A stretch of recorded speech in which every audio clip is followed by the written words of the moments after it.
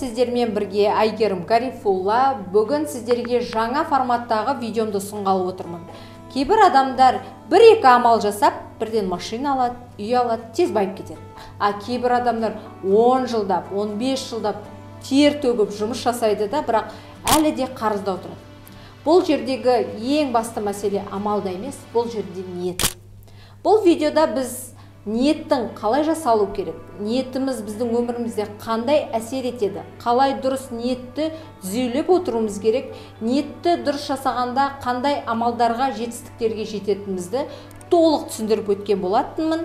Видеоны соңына дейін көріп, подписка жасаңыз.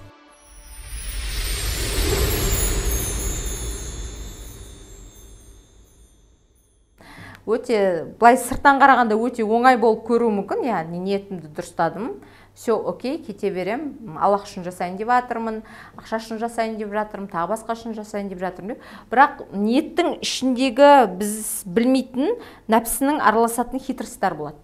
Ниет дегеніміз, былай орысша айтқанда намерение, любой нәрсеге біз ниет етеміз. Мысалға, осы сабаққа келуге сіздер ниет еттіңіздер, қалай ниет еттіңіздер?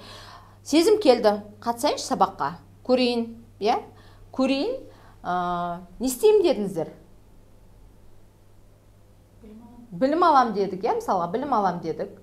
Сосын деңгейімді жоғарлатам дедік, біреу айтты, новый бір нәрсе үйренем, мысалы, жаңа бір нәрсе үйренгім келеді, жаңа нәрсе үйренгім келеді. Ал енді, ниеттің орны тілде емес, жүректе дейді. Ниеттің негізгі жұмысы жүректі Аллахқа қарату. Ниеттің жұмысы Аллахқа қарау болатын болса, енді Аллахқа қарайтын жүрек болатын болса, ортада, мына жерде жүрек дейік, мысалға. Енді амалдар ше, қалай жұмыс жасайды? Жүректің Аллахқа бұрылуы үшін. Почему результатымыз біздің 0 болады? Мысалға, ниет көбейту, амал тең 0. Потому что ниет 0 болды, амал 1 болады, 0 болады. Егерде ниет 1 болып, амалымызда 1 болатын болса, результат 1 болатын еді. Почему бізде результаттар 0 болады? Ниет дұрыс емес. Ниеттің дұрыс емесін қай жерден білеміз? Результатқа қарап білеміз. Енді результатты көрдік, что 0. Қай жерде қате кетіп жатыр? Ниетте қате кетіп жатыр. Ал ниетті қалай шығарамыз енді? Соны білмейміз негізінде. Ниетті қалай шығаруды білмейміз. Оказывается, біз отырып, өзіміздің выгодаларымызды ашық шығаруымыз керек екен осы жерде. Не үшін келдім? Не үшін келдім? Заработать. Заработать ету ма? Все, конкретно. Айтасыз, я Раббым. Негізінде осы білімдерді мен не үшін алып жатырмын? Ақша табу үшін. Ақшаны тапқаннан кейін не істеймін? Жаратам. Жаратқаннан кейін не істеймін? Мынаны істеймін, мынаны істеймін, мынаны істеймін. Яғни адамның выгодасы шыға береді. Соның барлығына аламызда признание жасаймыз. Признаниеға барып қана тәубе жасаймыз. Значит, біздің тәубеміз қабыл болу үшін не істеу керек? Ниетімізді жаңалату үшін не істеу керек? Ниетті жаңалату үшін ниет шығарамыз. Выгодадан кейін признание. Признанияны қалай жасаймыз? Ашып жасаймыз. Прям ашып айтасыздар. Ақша тапқым келді, күйеуімді контрольдағым келді, өйткім келді, бүйткім келді, хотела доказать, еще хотела показать, чтобы все сказали, Айгерім, ты классная, Айғаным, ты классная, ты супер. Мен еще психологтардың арасында ең күштісі болғым келді. Это все моя была выгода. И соның бәрін ашып айта бересіздер. Ашасыздар, ашып, мен на жерден x2 деп қояйын, чтобы было понятно. Каждый раз будете это все раскрывать. Сөйтесіздерде, я Раббым мені кешір деп, сосын барып қана тәубе етеміз. Сол кезде ғана біздің ниетіміз не болады? Чистый болады. без всяких рия. Рия деген не ол? Көз бояушылық, жаңағы екі жүзділік, я? Даже таубені біз делаем ради того, чтобы ондай инсайт алу үшін. Выгода алу үшін. Бүйтеміз, күйеуіме итағат етпей жүр екем, оказывается, мен күйеуімді контрольдағым келеді, кеттім мен тәубе жасап келейін дейді да. Тәубе жасап келеді да, сосын ары қарай сосын контролін жасай береді ше ол. Сосын бүйтеді, мен тәубе жасадым ғой жаңа. Айттым ғой енді, Құдайға айттым, да, мен контрольдағым келеді, но мен одан бас тартқан жоқпын ғой.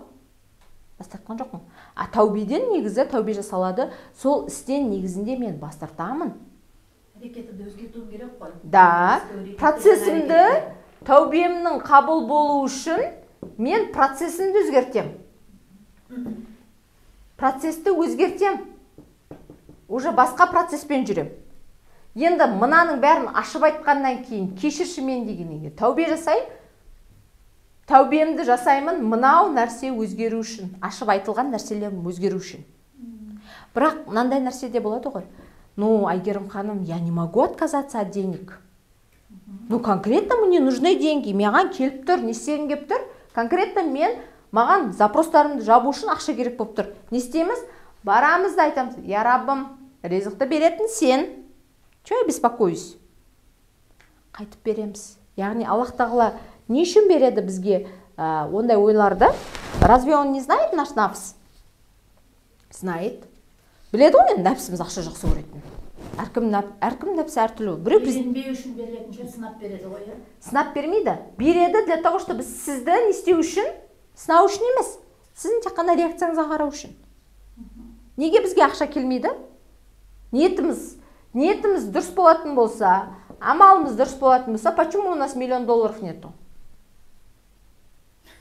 Да, классный вопрос, е? Егер ниетімізді аштық, выгодамыз шығардық, признаниен жасадық, оны еще ашып айттық, одан кешірім сұрадық, тәубе жасадық, процесті өзгерттік, а где теперь $1 миллион? Долларлар қайда? Значит, біз әлі $1 миллион не қылу үшін неміз дайын емес? Шелегіміз дайын емес. Шелегіміз дайын емес дегенді қақтан білеміз? Бұл жерден мәселе амалда да емес, ниеттеуде емес. Мәселе процесте жүріп, не істеу? Өзгеру. Процесте жүріп өзгеру. А мен каждый раз айтатым сабақта. Қыздар, кеуделеріңізді ашыңыздар. Өзгеріңіздер, жадный болмаңыздар. Аллах Тағала бізді не үшін жаратты? Айтты. Мен жер бетіндегі халифым адам. Значит, халифа адам болатын болса, ол бүкіл көркем есімдерді не істеу керек? Отражать ету керек. А Аллахтың жадный деген есім бар ма? Жоқ. Біз от кого, значит, оны аламыз? Ну, там, шарттыден, да, мысалы келеді. Он был жадным, да, был жадным. Көре алмайтын еді. Яғни, сол нәрселерді бөлу арқылы біз не істейміз? Өзгере бастаймыз. Өзгере бастаған кезде біздің неміз өзгереді? Чашкамыз өзгереді. Біз осы уақытқа дейін басымыздан сөз асыра алмайтын болсақ, мысалға. Тәубе еттік па? Айттық, я Раббым, оказывается, мен возвышаюсь. Когда я хочу возвышаться, кто-то меня унижает. Ол обязательно болады нәрсе. Где-то біреу маған бүйтіп айтса, если кто-то меня отчитывает, мен қараймын да и ойланам. Значит, я тоже кого-то отчитываю. Я? Біреу маған сынап қараса, мүсін Айгерім айтады екен расына. Дейтін болса, значит, мен де бір не қылам. Осы Айғаным не айтады екен, интересно мне. Яғни, все, что происходит в моей жизни, это все мое зеркало. Енді мен $1 миллион зеркаласы болу үшін не істеймін? Не істеймін? Қалай ойлайсыздар? Интересно. Не істеймін? $1 миллион зеркаласы болу үшін не істеймін? $1 миллион отказ беруге дайын болуым керек қой. Берсең де, бермесең де готова. Бермесең де емес. Беріп тұрсаң да, менің жүрегіме кірмейтіндей. Ол кетіп қалса да, мысалға, я, мен алдым $1 миллион келді, түсті, мен бардым инвестицияға салдым и проиграл это. Менде қандай нәрсе келеді? Я же хочу это все схватить, еще иемденгім келеді, еще оны ұстап алғым келеді, оны еще сохранить еткім келеді. И хочу, чтобы этот процесс, қалай болу керек? Ұзарып жүрсін менде. Чтобы он не заканчивался. Ал енді $1 миллион, чтобы не заканчивался, не істейміз? Жүрекке кіргізбейміз. Раз на жерде Аллах тағала береді ма? На жерде $1 миллион берді ма? На жерде де береді. На жерде де береді. На жерде де береді. Оны беруінде проблема жоқ қой. Беруінде проблема жоқ. Енді $1 миллион айнасы болу үшін $1 миллион енді өздеріңіз ойлап көріңіздер. Қазір сіздерге мен берем 100 миллион теңге. Екеуіңіз мына жерде отырасыздар ма? Болады. $1 миллион, 100 миллион теңге бердім. Екеуіңіз сабақтан шығасыздар, не істейсіз? Бүгінгі сабаққа не қылмаймыз? Ойланбаймыз даже. Тез қатсамыз да, сосын шығамыз да, так не істейміз, күйге звондаймыз. Алло, жан, менде 100 миллион бар, не істейміз? И все. Мынау өзгеру процесінде емес, өзгеру процесін тоқтатып қоямыз да, не істейміз? Жарату процесіне кіріп кетеміз ғой. Жарату процесіне кірген кезде не істейміз? Давай ақылдасайық, бүйтейік, сөйтейік, как бы это все сохранить, приумножить, бір нәрсе қылайық. Анау мұны бүгінгі сабаққа ешқандай размышление жасамаймыз. Сосын мына жерде ғана 100 миллион бір күні бітеді. Бір күні біткеннен кейін сіз қайтадан келесіздер. Егер өткенде 100 миллион берген, сол бітті. Енді тағы бересің ба? Қайтадан сұрап келеміз. Енді айтады ғой, адам қай уақытта келеді маған дейді Аллах тағала. Ол Құранда да бар. Біз оған ризықтарды бердік, бүкіл нығметтерді бердік, бірақ ол бізді ұмытып, соның кайфына кіріп кетті да, таусылған кезде қайтып келді дейді. Аллах тағала, когда біз жаратты, ол знал, что біз жарату процесіне көп кіреміз, чем өзгеру процесіне кіргеннен бұрын. И сол үшін біз никак 100 миллионның несі боламаймыз? Боламай атырық. Болуға болады, проблема жоқ, болуға болады. Но 100 миллионның айнасы болу үшін не істеу керек? 100 миллионның жоқ құсап жұмыс жасауың керек қой. Как будто этих денег у тебя нету.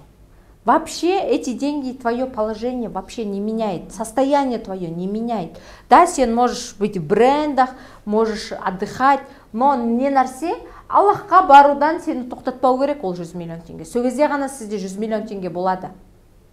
Біз қай уақытта барған жақсы көреміз?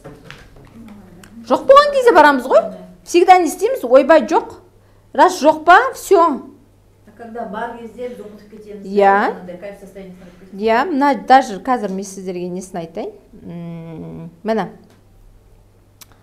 Адам баласын нығметке бөлесек, сол нығметке масайрап, Раббысынан теріс айналып қашқақтай береді. Ал басына жамандық келсе, ерінбей жалықпай ұзақ уақыт дұға етіп жалбарынумен болады. Біз сол состояниеда Аллахқа қайтатын болсақ, Аллах бізге өзіне қайту үшін сол состояние көріп. 41-де 51 деген неде айтылған. Понимаете? Значит, Аллах тағала раньше уже знал, что ол даже мен берем дейді. Мен беруімде проблема жоқ дейді. Но ол масайып, менен теріс айналатынын я знаю.